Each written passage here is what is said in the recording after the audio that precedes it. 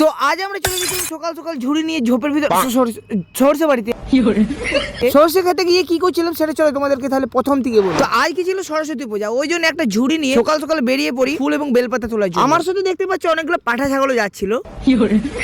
আর এই যে দেখতে পাচ্ছ ঝুপটা, এই ঝুপটাতে ওই ফিল্মটা হয়েছিল। আরে আরে মানে বলতে চাইছি জানেমান সিনেমা শুটিং হয়েছিল। তারপর দেখছো আমরা লোকের গম খেতে জলদি জলদি গম শেষ তুলে নিচ্ছিলাম, কারণ লোক দেখতে পারলে ধরে বিড়াবে আমাদের। তারপর আমরা কিছু কোলা গাছও কেটে নিই। আর এইদিকে দেখো, এই যে এত বড় সরষে বাড়িটা দেখতে পাচ্ছ না, এটা আমাদেরই সরষে বাড়ি। কত টাকা বুঝতে পারছো আমার? এত সরষে থাকার জন্য এই পাঠা ছাগলগুলোকে কিছু সরষে ফুল দিয়েই দিলাম না হয়।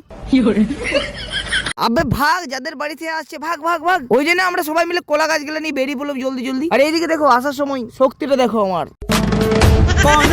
कौन है वो कहाँ से वो आया, चारों दिशाओं में तेज सा वो छाया।